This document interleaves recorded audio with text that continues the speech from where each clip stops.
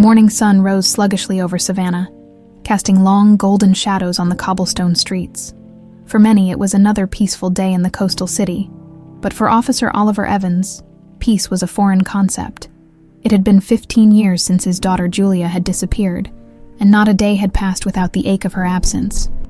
The case, though cold, burned constantly in his mind.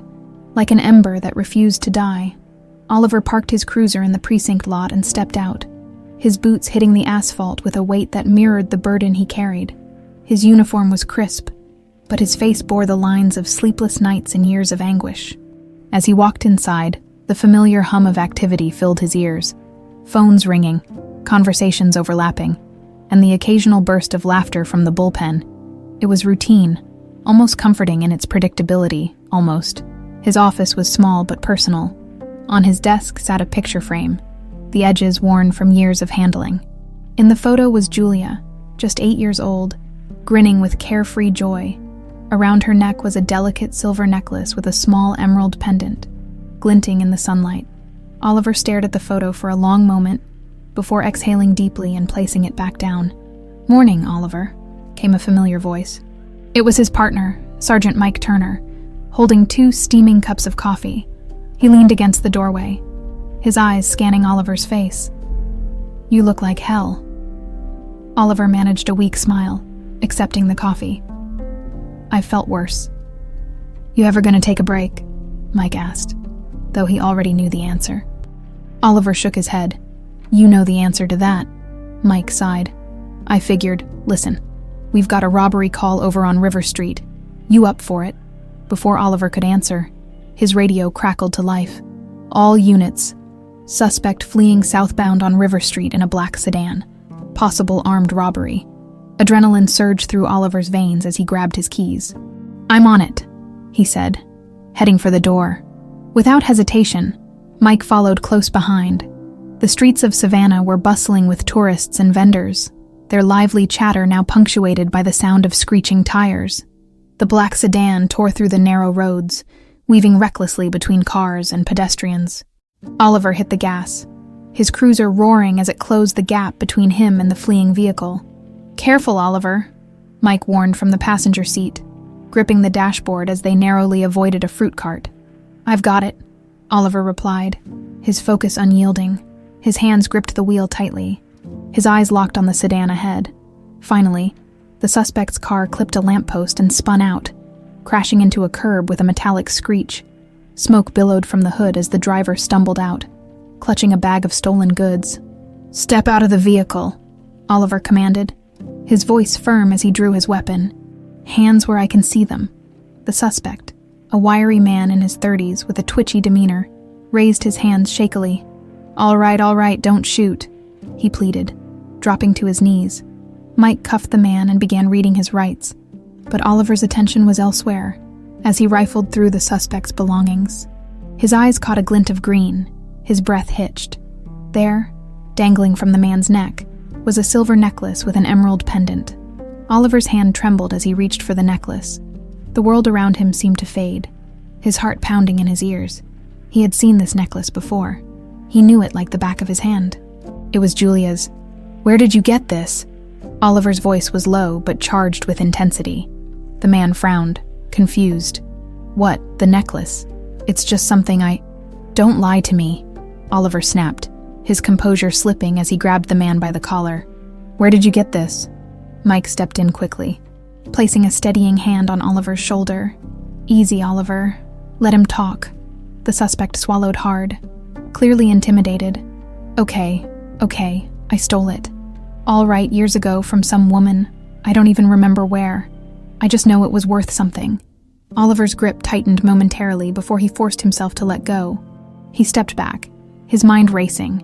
His chest felt heavy, his thoughts swirling between anger, confusion, and the faintest glimmer of hope. Who was she? Where did you see her? Oliver pressed, though the man shook his head helplessly. "I don't know, man. I swear," the suspect replied, his voice rising in panic. "It was a long time ago." Mike gently pulled Oliver away. "We'll take him in," he said calmly. "We'll figure this out." Oliver nodded reluctantly, though his eyes never left the pendant. It dangled innocently, mocking him with its presence, as they loaded the suspect into the back of the cruiser. Oliver couldn't help but clutch the necklace in his hand, the cold metal pressed against his palm, a tangible link to a past he had never been able to let go. The ride back to the precinct was quiet, save for the occasional shuffle from the back seat. Oliver stared out the window, the city passing by in a blur. For the first time in years, he felt something he thought he'd lost. Hope. This wasn't over. Not yet. The precinct buzzed with its usual energy as Oliver walked in, his focus razor sharp. Despite the storm raging in his mind, the suspect, Mark Reynolds, shuffled behind him, still handcuffed and muttering under his breath. The silver necklace was now tucked safely into Oliver's jacket pocket, the cool weight of it pressing against him like a reminder. Mike caught up to him as they reached the interrogation room. "You good to handle this?" he asked, his tone laced with concern. "I've got it," Oliver replied curtly, his jaw set. There was no room for hesitation now. Mike gave a slight nod.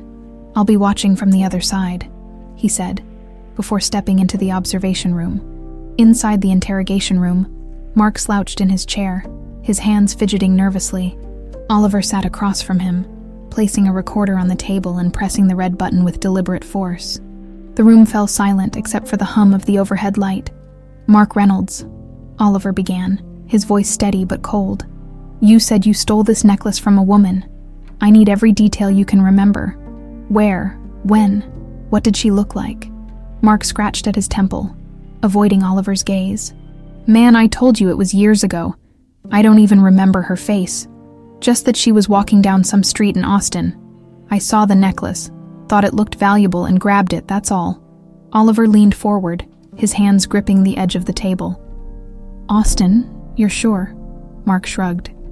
"Pretty sure. I've been all over. But yeah, I think that's where it was." The mention of Austin sent a chill through Oliver, a city hundreds of miles away, far from Savannah's borders. Could Julia have ended up there? The thought both exhilarated and terrified him. "And this woman," Oliver pressed, his tone sharper now. "She didn't fight back, didn't say anything." Mark shifted uncomfortably. "She yelled, I guess, but I was gone before she could do much. Look, I don't know what you're fishing for, man, but I don't have any answers for you." Oliver clenched his fists, forcing himself to remain calm. He couldn't afford to lose control, not when he was finally getting somewhere. He stood abruptly, stopping the recorder and signaling to Mike through the glass. "We're done here for now," Oliver said, leaving the room without another word. Back in his office, in his tatuiti, Oliver stared at the necklace, the emerald catching the faint afternoon light. His thoughts raced, each one colliding with the next. If the woman Mark had stolen it from was connected to Julia, there might still be a chance to find her, but it was a fragile lead at best, and one that could easily unravel if he wasn't careful. The door creaked open, and Sarah stepped inside. Her presence was both a comfort and a reminder of the life they'd pieced together despite their shared loss.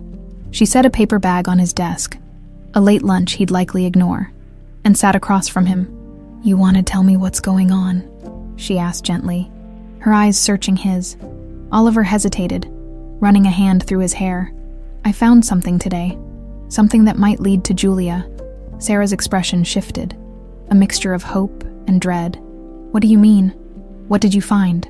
He placed the necklace on the desk, watching as Sarah's breath hitched. She reached out tentatively, her fingers brushing against the pendant. "This," her voice broke slightly. "This is hers." Oliver nodded. "A suspect had it. He claims he stole it in Austin years ago." Sarah's eyes filled with unshed tears. "Do you really think this means she's alive?" "I don't know," Oliver admitted, his voice heavy with uncertainty. "But it's more than I've had in years. I have to follow this, Sarah. I have to." She nodded slowly, though her worry was evident. "Just be careful. I don't want you chasing ghosts." "They're not ghosts," Oliver said firmly. "Not this time." The next morning, Oliver packed a small bag and prepared for the drive to Austin. The thought of leaving Savannah, even temporarily, felt strange. This was his territory, the place he'd scoured for years in search of Julia. But now, his search was taking him into the unknown. Mike met him by his cruiser, a skeptical look on his face. "You really think you're going to find something in Austin?" "I have to try," Oliver replied simply. "Well, you're not going alone," Mike said, tossing his own bag into the trunk. "You're gonna need backup." Oliver didn't argue. Having Mike along would be a relief, even if neither of them said it out loud. The drive was long, the road stretching endlessly ahead as the hours passed. Savannah faded into the distance, replaced by unfamiliar landscapes. Oliver's mind replayed the interrogation with Mark, dissecting every word for hidden meaning. When they finally reached Austin, the city felt alive with energy, a stark contrast to Savannah's quiet charm. Oliver parked near the downtown area and took a moment to steady himself. Somewhere in this sprawling city, he hoped to find the answers he'd been searching for. And if Julia was here, if there was even a sliver of a chance, he wouldn't stop until he found her. Austin's skyline shimmered under the late afternoon sun, casting long shadows across the bustling streets. The city was alive with a vibrancy that contrasted sharply with Oliver's focused intensity. He stood beside Mike in the middle of the sidewalk, scanning the unfamiliar surroundings. For most, this was just another busy day in the Texas capital. But for Oliver, it was a step closer to answers he had been chasing for over a decade. The first stop was a coffee shop near the address where Mark Reynolds claimed he had stolen the necklace. Oliver approached the counter, showing a picture of Julia from years ago to the barista. "Have you ever seen anyone who looks like this?" he asked, his voice even but tinged with urgency. The young woman glanced at the photo, her brow furrowing. "Can't say I have, sorry, sir." She handed the photo back with a sympathetic smile. Oliver sighed, nodding politely, but his hope dimmed just slightly. It was a long shot. He knew that.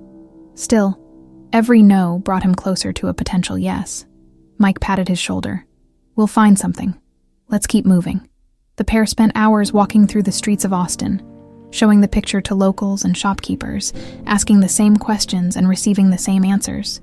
Frustration began to creep in, but Oliver refused to let it take hold. This wasn't just a search, it was a lifeline. By evening, they found themselves in a quiet neighborhood on the outskirts of the city. The air was cooler here, the streets lined with modest homes and old oak trees.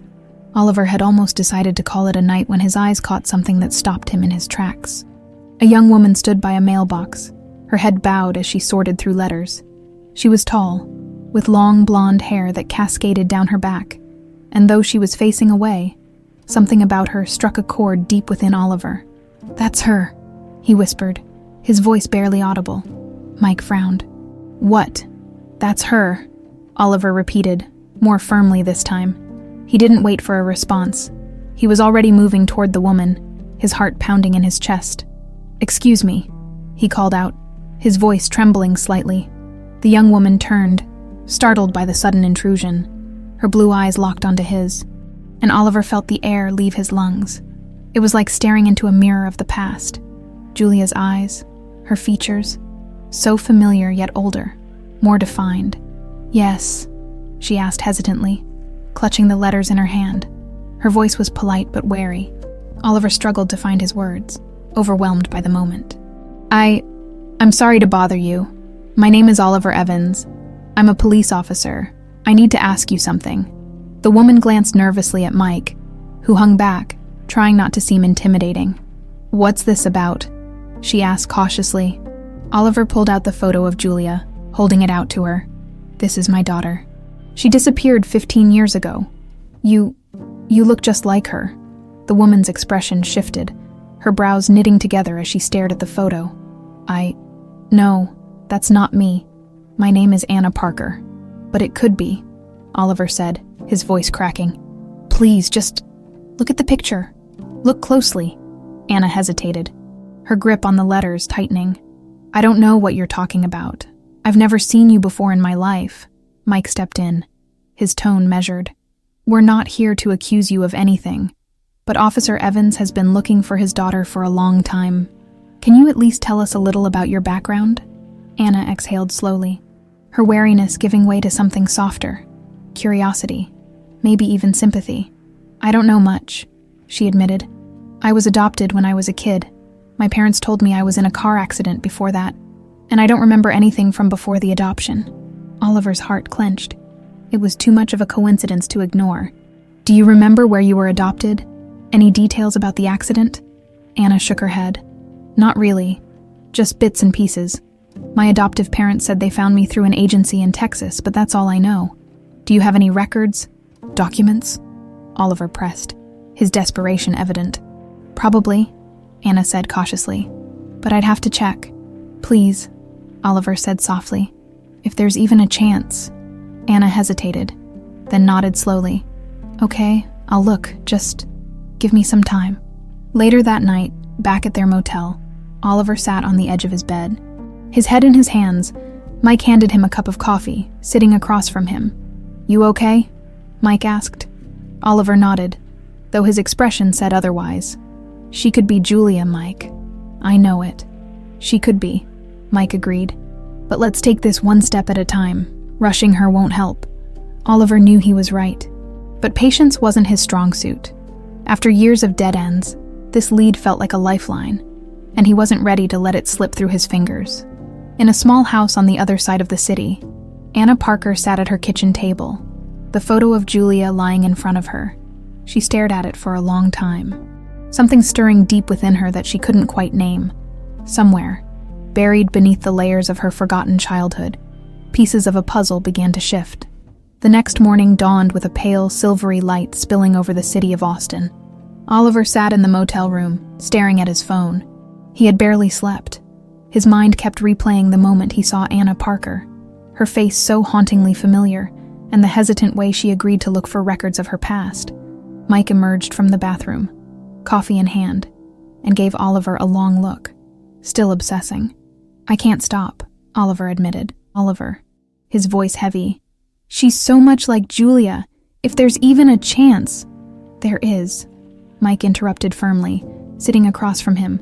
"But we're not going to get anywhere if you drive yourself crazy. Let her come to us." Oliver nodded reluctantly, though his fingers drummed anxiously on the table. He was used to being in control, to taking action, and now he was at the mercy of someone else's timeline. It felt unbearable. Just as he opened his mouth to respond, his phone buzzed. He snatched it up immediately, seeing an unfamiliar number flash on the screen. "Hello," Oliver said, his voice catching slightly. "Officer Evans." Anna's voice came through, a mix of caution and uncertainty. "Yes, it's me," Oliver replied quickly, standing instinctively as if bracing for news. "Did you find anything?" There was a pause. Then Anna exhaled audibly. "I found some old papers my parents kept. There's an adoption certificate and a few medical records from when I was a kid. Nothing about before the adoption, though. The agency's name is on there, if that helps." "It does," Oliver said, his heart pounding. "Would it be okay if we met? I could take a look at the records." Another pause. "Yeah," Anna said finally. "There's a cafe near my place. I'll text you the address." "Thank you," Oliver said earnestly. "I'll see you soon." An hour later, Oliver and Mike arrived at the cafe, a small cozy spot with mismatched furniture and the smell of fresh pastries wafting through the air. Anna was already there, sitting at a corner table with a folder in front of her. She looked up as they entered, her expression a mix of nervousness and curiosity. "Thanks for meeting us," Oliver said, as he and Mike sat down. Anna nodded, sliding the folder across the table. "I don't know if it'll help much, but this is everything I could find." Oliver opened the folder carefully, his hand steady despite the storm raging inside him. The adoption certificate was the first thing he saw, listing Anna's birth date as just a few months after Julia had disappeared. His pulse quickened. The dates matched. Next were the medical records. They detailed minor injuries from a car accident, including a concussion that, according to the notes, likely caused Anna's memory loss of her early childhood. Oliver's eyes scanned the page repeatedly, searching for anything that might definitively link her to Julia. "Do you recognize any of this?" Anna asked quietly, her gaze flickering between him and the papers. "The timeline fits," Oliver said, meeting her eyes. "Your birth date. It's exactly what I'd expect if you were Julia." Anna's expression was unreadable, her fingers fidgeting with the edge of her sleeve. "But you're not sure, are you?" "No," Oliver admitted. "Not yet, but there's one way to know for certain." Anna raised an eyebrow. "DNA testing." Yes, Oliver confirmed. It's quick, painless, and it'll give us the answers we need. Anna hesitated, her eyes dropping to the folder. I don't know. This is all a lot to take in. I grew up thinking I was just Anna Parker. Now you're telling me I might be someone else entirely. I understand, Oliver said softly. I know it's overwhelming, but if there's even a chance, don't you want to know the truth? Anna glanced at Mike, who gave her a reassuring nod. Then she looked back at Oliver, her lips pressed into a thin line. Finally, she sighed. All right, let's do it. Later that day, Oliver and Anna sat in a sterile clinic waiting room, the air thick with unspoken tension. The nurse had just taken their samples, and now all they could do was wait. Why is this so important to you? Anna asked suddenly, breaking the silence. Oliver turned to her, his eyes softening. Julia, my daughter, was my world. When she disappeared, it was like a part of me died with her. For years, I searched hoping for any sign, any clue, and now, here you are. You might be her, Anna. You might be my Julia. Anna looked down, her hands clasped tightly in her lap. I don't know who I am, she admitted. I've always felt like something was missing. But I never imagined it could be this. Oliver reached out, his hand hovering for a moment before resting gently on hers. Whatever happens, you're not alone in this. We'll figure it out together. As the sun set over Austin, Oliver returned to the motel. His thoughts swirling, Mike sat across from him, watching quietly as Oliver turned the adoption papers over in his hands. Think she's the real deal? Mike asked. I don't know, Oliver said honestly, but for the first time in years, I feel like I'm close to something real. Then let's see it through, Mike said firmly. No matter what the test says, Oliver nodded, his resolve hardening. The truth was out there, and he wouldn't stop until he found it. The waiting was unbearable. 2 days passed, each dragging slower than the last. For Oliver, every tick of the clock felt like an eternity, a cruel reminder of the years he'd spent longing for answers. He sat at the motel desk, staring at his phone, willing it to ring. Mike was across the room, flipping through a local newspaper to pass the time. You're going to wear a hole in that table if you keep tapping, Mike said, glancing at Oliver with a smirk. Oliver looked down, realizing his fingers were drumming a relentless beat. He stopped with a sigh, leaning back in the creaky motel chair. I can't help it, Mike. If this test proves she's Julia, she might be, Mike said, his tone calm but measured. And if she's not, we keep searching. You've done it for 15 years. A little longer won't stop you. Before Oliver could respond, his phone buzzed. He snatched it up, his heart racing as he saw the clinic's number flash on the screen. This is it, Oliver murmured, answering the call with a shaky hand. Hello, Mr. Evans? The voice on the other end was professional, though its clinical detachment felt almost cruel. Yes, this is Oliver. We have the results of your DNA test. Would you like to come into the office, or should I give you the results over the phone? Oliver's breath caught. The thought of hearing the answer here, in this dingy motel room, felt too much to bear. I'll come in, he said firmly. Very well. We'll see you shortly. 30 minutes later, Oliver and Mike were back at the clinic, sitting across from a doctor in a pristine white coat.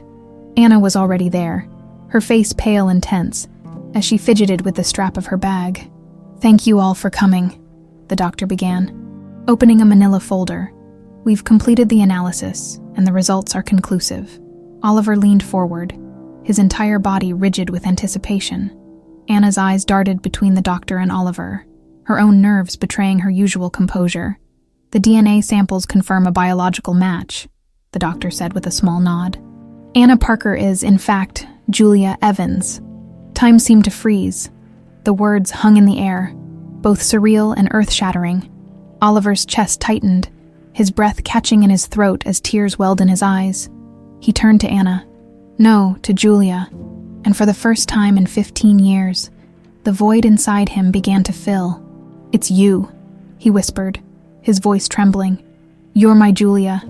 Anna, Julia, stared at him, her own tears threatening to spill. I don't know what to say, she admitted, her voice barely audible. You don't have to say anything, Oliver said, his voice breaking. You're here. That's all that matters. And the drive back to the motel was quiet, the air between Oliver and Julia thick with unspoken emotion. Mike, sensing the need for space, rode in a separate car.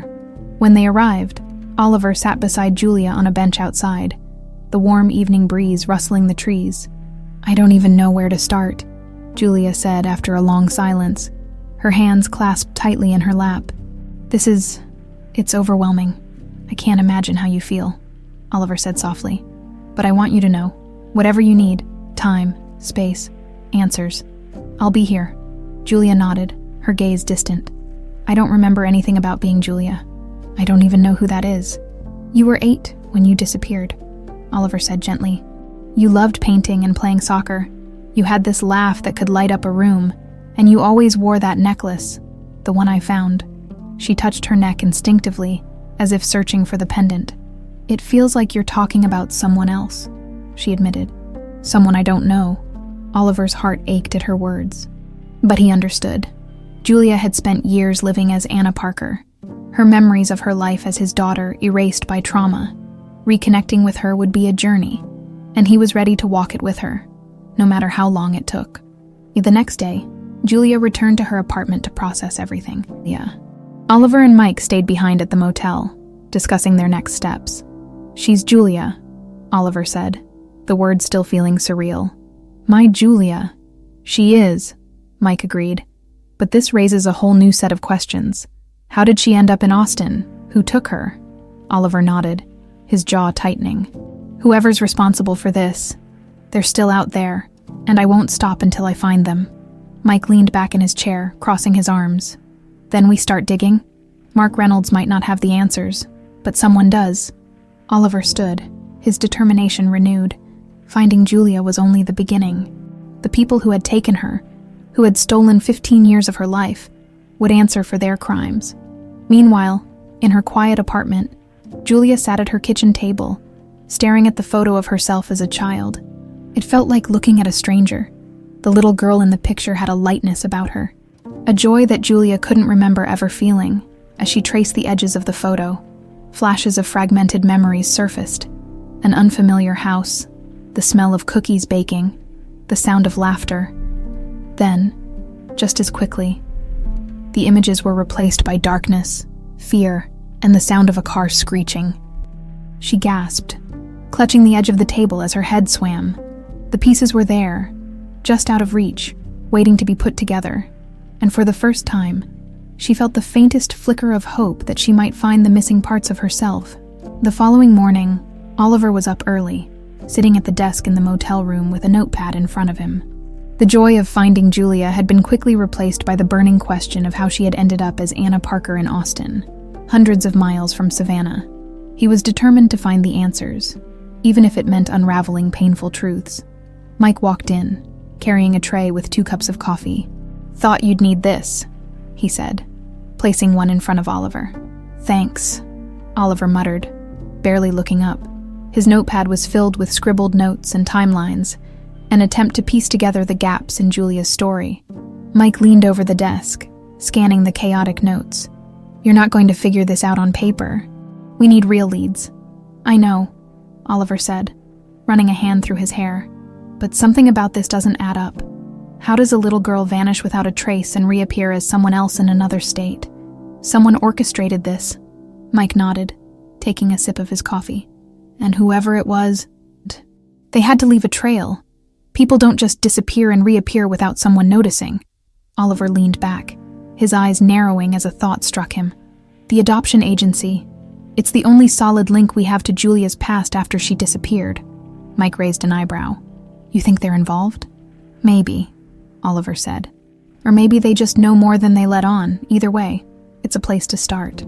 Later that morning, Oliver and Mike drove to the adoption agency listed on Julia's records.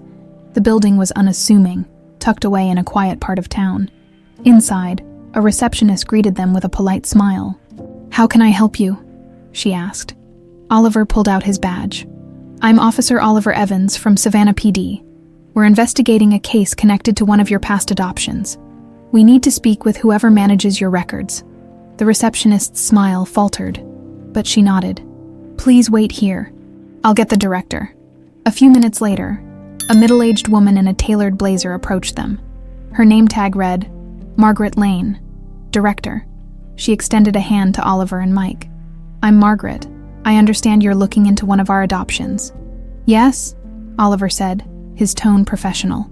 "The case involves Anna Parker, who was adopted through your agency. We need to review her records." Margaret's brow furrowed. "Anna Parker, that name does sound familiar. Let me pull the file for you." She disappeared into a back room, returning shortly with a thin folder. Oliver took it, flipping through its contents. There wasn't much. A standard adoption agreement, a few medical forms, and a brief summary of how Anna had been placed in their care.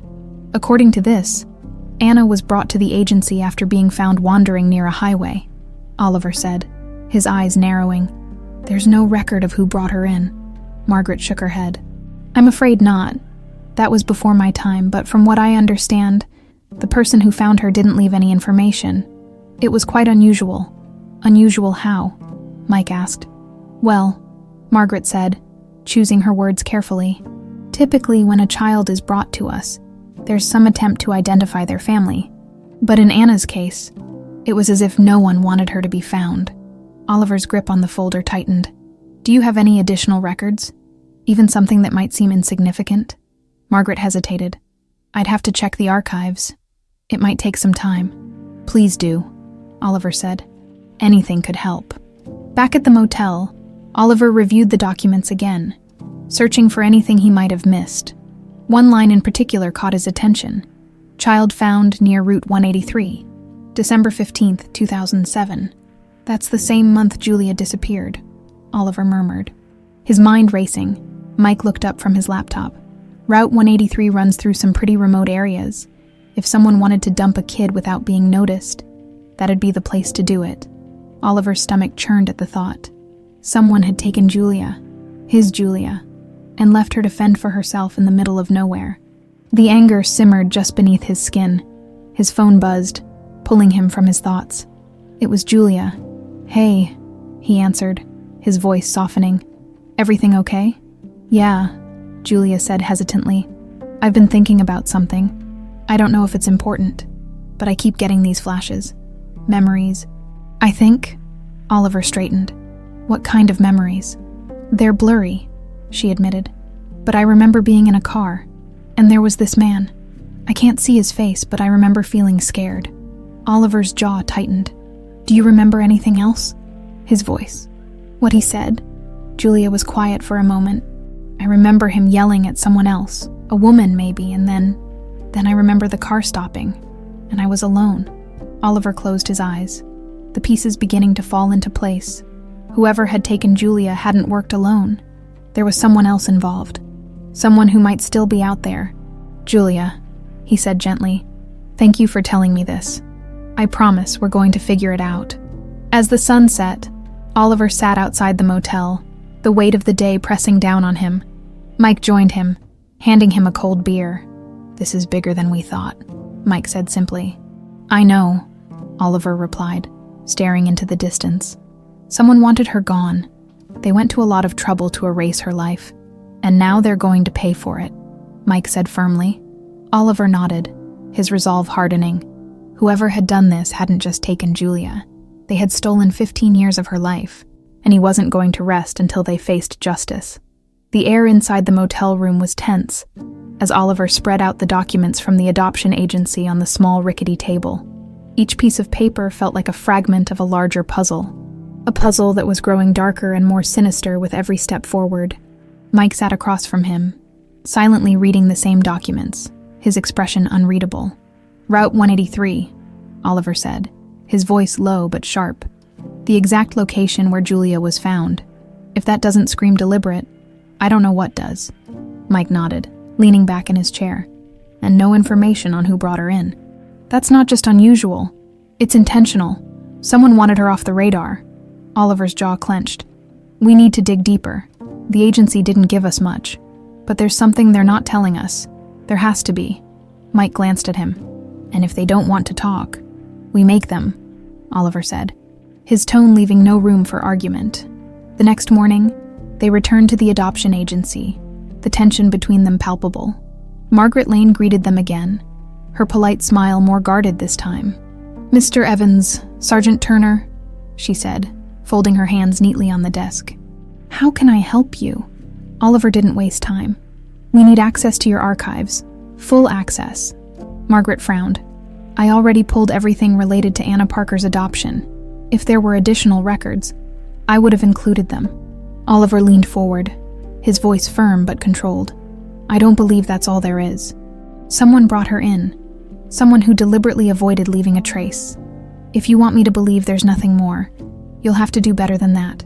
Margaret's composure faltered, her eyes darting to the side before she regained her composure. "Mr. Evans, I understand this is personal for you, but we follow strict protocols here. If there were more to the file, I would have provided it." "Strict protocols," Oliver said, his voice rising slightly. "Like ignoring how a child was abandoned without any attempts to contact her family. That's not protocol. That's negligence." Margaret opened her mouth to respond, but Mike cut in, his tone softer but no less insistent. "Margaret, we're not here to point fingers. We're here to find answers. If there's anything, even something small, that you haven't shared, now's the time." For a moment, Margaret hesitated, her resolve wavering. Finally, she sighed. "There is something," she admitted, "but it's unofficial." "What do you mean?" Oliver asked, his eyes narrowing. "When Anna was brought in, there was a note attached to her file. It wasn't signed, and there was no way to verify its origin. We didn't include it in the official records because, well, it didn't seem relevant." Oliver's pulse quickened. "Where is it?" Margaret stood and retrieved a slim folder from a locked drawer. She handed it to Oliver, her expression guarded. "This is everything." Oliver opened the folder and found a single piece of paper, yellowed with age. Scrawled across it in uneven handwriting were the words, "She's better off here." "Don't look for me." The words hit Oliver like a punch to the gut. "Don't look for me," he repeated under his breath. Someone didn't just abandon her. They wanted to disappear. Whoever wrote this knew what they were doing, Mike said, his tone grim. And they wanted to make sure no one came asking questions. "Camp's back at the motel." Oliver stared at the note, his mind racing. The handwriting was sloppy, almost hurried, but something about it felt deliberate. He couldn't shake the feeling that he'd seen it before. "We need to cross-check this," he said, looking at Mike. "Every file, every case I've worked on, there has to be something." Mike nodded. "I'll get the database pulled up, but if we're going down this road, it might take a while." "I don't care how long it takes," Oliver said firmly. "This is our first real lead." Hours turned into a full day as Oliver and Mike sifted through records. They compared handwriting samples from case files, suspect reports, and even old personal documents Oliver had brought from Savannah, but nothing matched. It wasn't until late that night, when Mike stepped away to grab dinner, that Oliver found something in an old box of documents he'd brought from home. Tucked beneath years of forgotten paperwork was a note written by Ethan Morgan, his former partner. Oliver's hands shook as he held the two pieces of paper side by side. The handwriting was nearly identical. The slant, the loops on the letters, it all matched. "No," Oliver whispered, his chest tightening. "It can't be," Mike returned moments later. A bag of takeout in hand, he froze when he saw the look on Oliver's face. "What is it?" Oliver handed him the papers silently, his throat too tight to speak. Mike scanned them, his expression darkening. "Ethan," Mike said, his voice heavy. "Your old partner." Oliver nodded, his mind reeling. Ethan Morgan had been his closest ally during the initial search for Julia. He had been there through every dead end, every failed lead. The idea that Ethan could have been involved, let alone responsible, was almost too much to process. "We need to find him," Oliver said, his voice hard. "Now." As the realization set in, Oliver's thoughts raced back to his last conversation with Ethan. Years ago, he remembered the man's cryptic comments about how some cases were better left closed, how searching too hard for answers could bring more pain than peace. The truth was finally clear. Ethan hadn't just been a bystander. He had been the orchestrator, and now Oliver was determined to confront him, no matter the cost. The revelation that Ethan Morgan had a hand in Julia's disappearance was a bitter pill for Oliver to swallow. The man he once trusted as a partner and a friend had betrayed him in the most unimaginable way. Sitting in the motel room with Mike, Oliver clenched his fists. The note from the adoption file crumpled between his fingers. Mike broke the tense silence. "We need to tread carefully. If Ethan's behind this, he's not going to roll over and confess.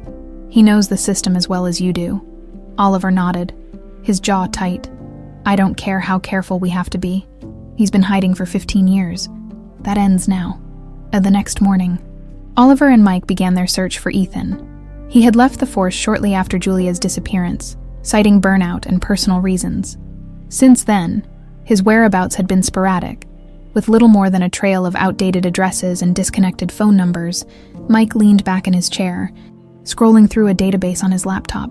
Last known address puts him in Galveston, working as a private investigator, but that was 3 years ago. Oliver's lips pressed into a thin line. He won't be easy to find. He's had years to cover his tracks. Mike glanced at him. "You think he's still in Texas? He wouldn't stray too far," Oliver said, his tone resolute. He'd want to stay close enough to keep an eye on things. And hours later, they hit their first break.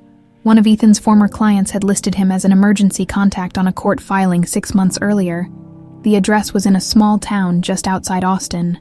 It was a long shot, but it was the best lead they had.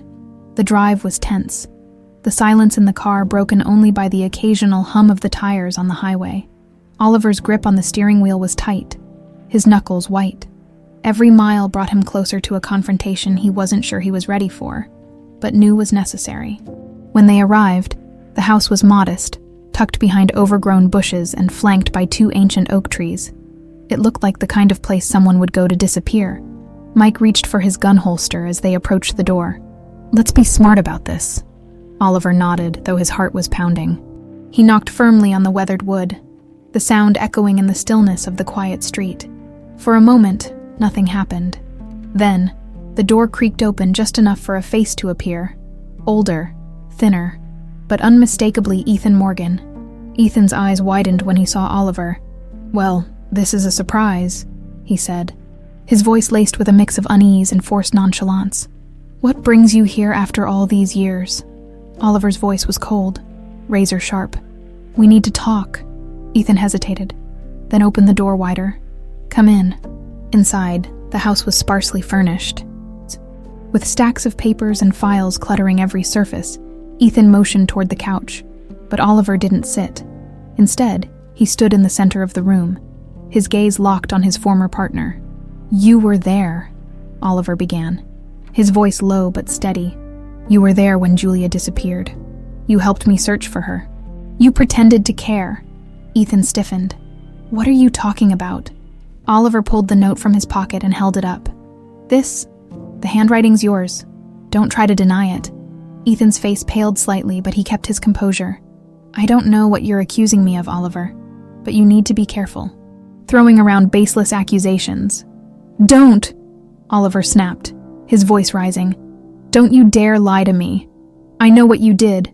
You took her. You orchestrated everything." Ethan's expression darkened, the pretense of innocence slipping away. "You don't know what you're talking about." "Then explain this," Oliver said, tossing the note onto the table. "Explain how my daughter ends up in an adoption agency with a message written in your handwriting. Explain why you disappeared right after I started getting close to answers." Ethan exhaled slowly, leaning against the wall. "You don't understand. Then make me understand," Oliver shouted, his voice filled with years of pain and anger. Ethan's eyes flashed with something between regret and defiance. "It wasn't supposed to be like this. You don't know the pressure I was under, the people I owed. They wanted leverage against you and Julia. She was just supposed to be a tool, but then it got out of hand." Oliver's fists clenched. "Out of hand, she's not a tool. She's my daughter." Ethan looked away, unable to meet Oliver's piercing gaze. "I didn't want to hurt her. I thought if I sent her far enough away, it would keep her safe. That's why I left her at the agency." Oliver's breath caught, his chest heaving with emotion. "You ruined her life. You ruined mine. And for what? To save yourself." Ethan didn't answer, his silence damning. Oliver took a step closer, his voice trembling with barely restrained fury. "You don't get to walk away from this." Mike, who had been silent until now, finally spoke. "Ethan, you're going to face justice. You can cooperate, or we can make this official right now." Ethan's shoulders sagged, and he nodded slowly. "I'll cooperate." But Oliver wasn't convinced. The fire in Ethan's eyes told him this wasn't over. Not yet. Back at the motel that night, Oliver sat on the bed, staring at the ceiling. The confrontation with Ethan had left him raw, but it wasn't enough. Ethan's admission had raised more questions than it answered. Who were the people he had been working for? How deep did the conspiracy go? Julia's face flashed in his mind, her hesitant smile as she tried to piece together the fragments of her stolen childhood. He owed it to her to keep fighting, to uncover the full truth. "This isn't over," Oliver said aloud, his voice firm. "No," Mike agreed from across the room. "But it's a start."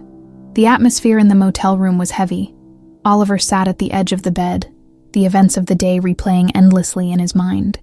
Ethan's words had given him a bitter taste of the truth, but there were still too many questions unanswered. The people Ethan claimed to have owed. Who were they? And why had they targeted Julia? Mike paced near the window, his movements restless.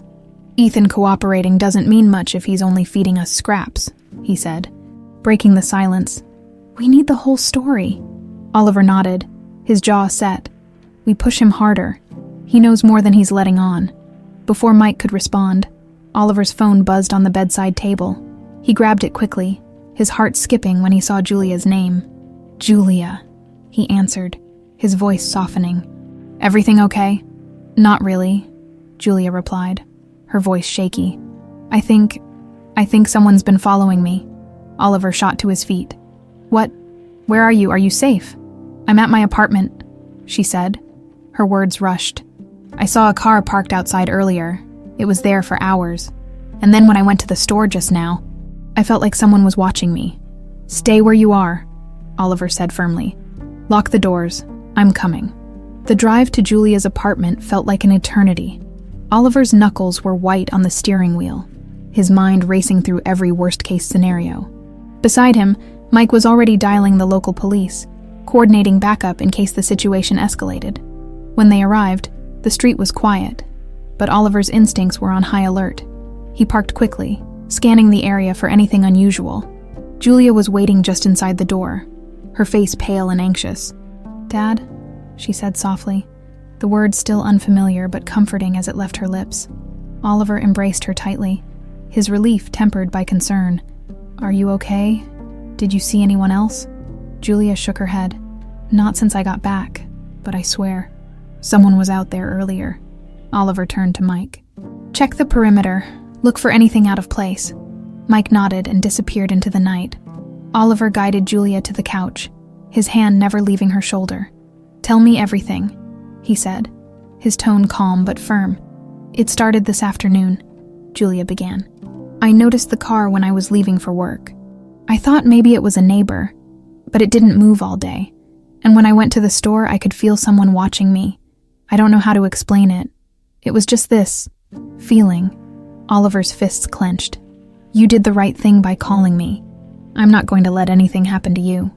Just then, Mike returned, his expression grim. "I found tire tracks in the alley behind the building. Looks like someone was parked there recently." Oliver's mind raced. They're watching her. Whoever Ethan's working for. They know we're getting close. Mike nodded. "We need to move her. This place isn't safe." And by midnight, Julia was settled in a room at a secure location, a small house on the outskirts of town that Mike had arranged through a trusted local officer. She was reluctant to leave her apartment but understood the necessity. Oliver sat with her in the small living room, the tension between them palpable. "I know this is a lot," he said gently, "but I need you to trust me. These people, they won't stop. Not until we find out who they are." Julia nodded, her eyes wide but resolute. "I do trust you. I don't understand why this is happening. Why me?" Oliver's heart ached at her words. "Because someone thought they could use you to hurt me. But they underestimated both of us." The next day, Oliver and Mike met Ethan again, this time in an interrogation room at a local station. The walls felt suffocating, the air thick with tension as Oliver leaned across the table. "You said they wanted leverage," Oliver began, his voice cold. "Who are they? Names? Faces?" Ethan hesitated, his eyes darting to Mike before settling on Oliver. "It was a group," he said finally. "They worked in trafficking. Kids, women, anything they could make money off of. I got in too deep. I owed them favors, money, they saw you, your reputation, or your family, and they saw an opportunity." Oliver's jaw tightened. "And you handed them my daughter." "I didn't have a choice," Ethan said defensively. "They were going to kill me." "You had a choice," Oliver snapped, "and you chose yourself." Ethan's silence was damning. After a long moment, he spoke again, his voice barely above a whisper. "Their leader. He's still active. I don't know where, but I can give you names, contacts. It's all I have. Then start talking," Oliver said. Ethan listed names and locations, his words spilling out in a mix of guilt and desperation. Each name was a piece of the puzzle, and Oliver committed them to memory, his determination growing with every detail. And that night, back at the safe house, Oliver sat with Mike, reviewing the information Ethan had provided. The names were unfamiliar, but they represented a network, a web of people who had taken Julia and left her to disappear. "This is it," Oliver said quietly. "We take this to the task force, and we bring them down." Mike nodded. "But we need to move fast. If they know we're onto them, they'll try to disappear." As they planned their next move, Oliver's phone buzzed again. It was Julia. "Dad," she said, her voice trembling. "Someone's outside." Oliver's blood ran cold. "Stay inside. Don't open the door. I'm on my way." Oliver's tires screeched as he turned the corner onto the quiet street where Julia's safe house stood. His heart thundered in his chest as he glanced at Mike, who was already securing his weapon. "This has to be them," Mike said grimly. "They've made their move." Oliver didn't respond. His jaw was tight, his focus laser sharp. He parked the car a block away, cutting the engine to keep their approach silent. The safe house sat in the middle of the street, its curtains drawn, and a single dim light visible through the living room window. Julia was inside, alone and vulnerable. As they approached the house on foot, Oliver spotted the silhouette of a figure lurking near the side of the property. The man's posture was tense, his head swiveling as if scanning for movement. Mike motioned silently, indicating he would circle around to the back. Oliver nodded, gripping his weapon tightly as he moved closer to the front door. His mind raced with scenarios, none of them good, but he pushed the fear aside. He had to be calm, for Julia. Inside the house, Julia pressed her back against the wall, clutching her phone in one hand and a makeshift weapon, a kitchen knife, in the other. Her breathing was shallow, her pulse pounding in her ears. She'd heard the sound of footsteps outside, faint but unmistakable. Whoever was out there wasn't trying to hide. Her phone buzzed with a message from Oliver. "I'm here. Stay where you are. We're coming in." Relief mixed with fear. She wanted nothing more than to run into her father's arms. But she forced herself to stay put. He had warned her not to make a sound, and she trusted him completely. Oliver reached the front door, his movements quiet and deliberate. He crouched low, peering through the small window to the side. The living room was empty, but a shadow shifted against the curtains. Someone was already inside. Mike's voice crackled softly through Oliver's earpiece.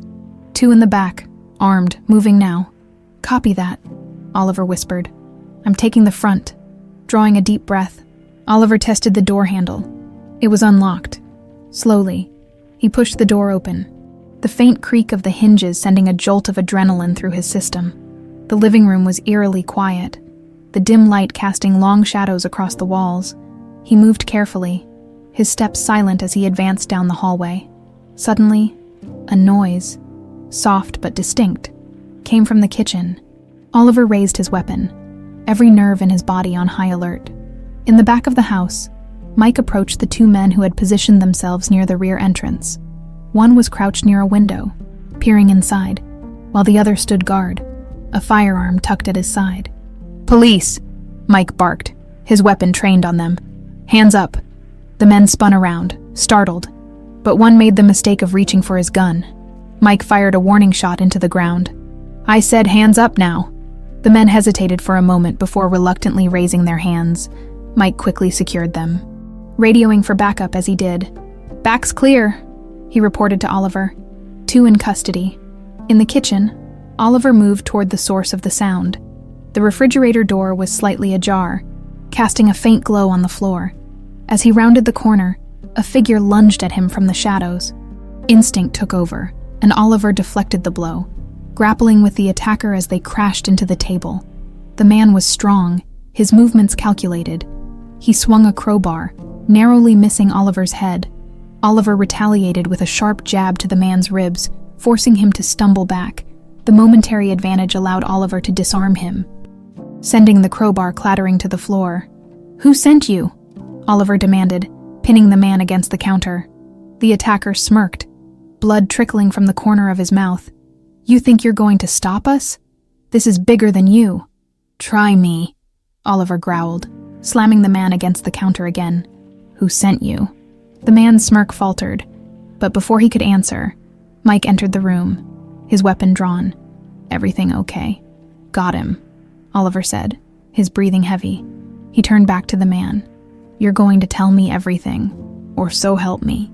A sudden noise from the living room cut him off. Oliver's blood ran cold. Julia.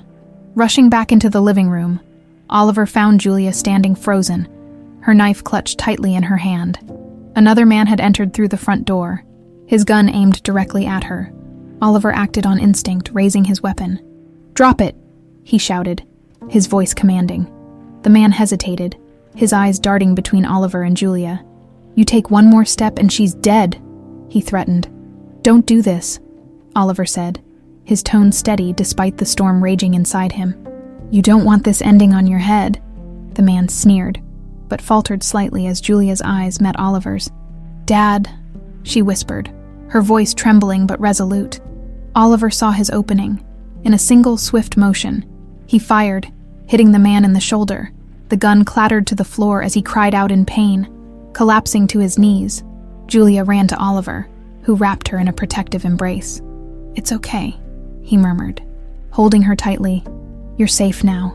As the police swarmed the scene, arresting the attackers and securing the area, Oliver stood outside with Julia and Mike, the night air cool against his skin. Julia clung to him, her grip firm as if afraid to let go. "You did good," Oliver said softly, brushing a strand of hair from her face. "You stayed strong." Julia nodded, her tears spilling freely. "I was so scared." "I know," Oliver said, his voice filled with emotion. "But it's over now. They won't hurt you again." Mike approached, his expression grim but satisfied.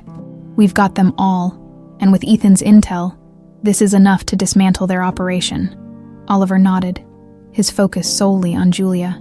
For the first time in 15 years, he felt like he could finally protect her, not just as a father, but as a man who had fought to bring her home. The morning after the raid dawned crisp and clear, a stark contrast to the chaos of the previous night.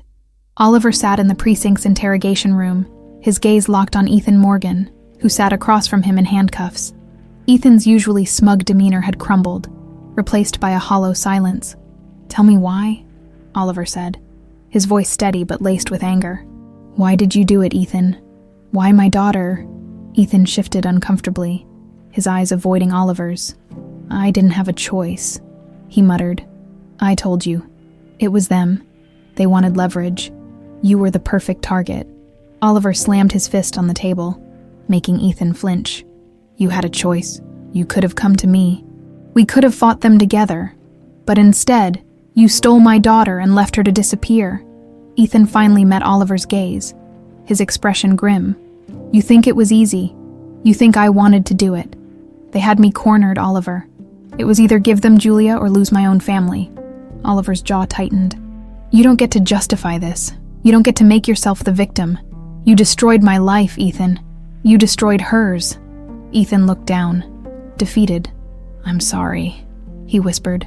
"For what it's worth, I'm sorry." "It's not worth anything," Oliver snapped, rising to his feet. "You're going to prison, Ethan, and I'll make sure you stay there for the rest of your life." Outside the interrogation room, Mike was waiting with a folder in hand. "We've got everything we need," he said. "The intel Ethan gave us ties directly to the trafficking ring. The task force is already making arrests." "Good," Oliver replied. his voice resolute. "This ends now." As they walked through the precinct, Mike glanced at him. "What about Julia? How's she holding up?" Oliver's expression softened. "She's strong. Stronger than I ever imagined. But it's going to take time. 15 years doesn't just vanish overnight." Later that day, Oliver returned to the safe house where Julia was waiting. She was sitting on the porch, wrapped in a blanket despite the warm sun. When she saw him, she stood, her face lighting up with relief. "Is it over?" she asked hesitantly. Oliver nodded, stepping closer. "It's over. The people who did this. They're being brought to justice." Julia exhaled, her shoulders relaxing for the first time in days. "I still can't believe this is real. That you're here. That I'm..." "Julia," Oliver reached out, placing a hand on her shoulder. "You're more than just a name. You're my daughter. And no matter what happens, we'll face it together." She smiled faintly, tears glistening in her eyes. "I don't know if I'll ever remember everything, but I want to try. And I'll be here," Oliver said firmly, every step of the way. In the weeks that followed, life began to take on a new rhythm. Julia moved into a small house near Oliver's, and their days were filled with long conversations, old photo albums, and tentative steps toward rebuilding their relationship. Though the memories of her childhood remained elusive, Julia found comfort in the stories Oliver shared, each one a thread reconnecting her to the life she had lost. Mike stopped by often, bringing updates on the investigation. The trafficking ring had been dismantled, its members facing lengthy prison sentences. Ethan Morgan, too, was convicted, his betrayal serving as a stark reminder of the darkness that had once clouded Oliver's life. One sunny afternoon, Oliver and Julia stood in a park near the Savannah waterfront. Children played on the swings, their laughter carrying on the breeze. Julia held a small photo in her hands, a picture of her as a child, wearing the emerald necklace that had brought her back to her father. "It's strange," she said, her voice quiet. "I look at this, and I feel like I should remember, but it's like there's a wall in my mind." Oliver placed a comforting hand on her shoulder. "Memories or not, you're here now. That's all that matters." Julia smiled, her gaze lifting to meet his. "Thank you for never giving up on me." "I couldn't," Oliver said, his voice thick with emotion. "You're my daughter, and no matter how long it took, I always knew I'd find you." They stood there for a while, watching the world move around them. For the first time in years, Oliver felt a sense of peace. The scars of the past would always be there, but they no longer defined him. He had found Julia, he had his family back, and that was enough.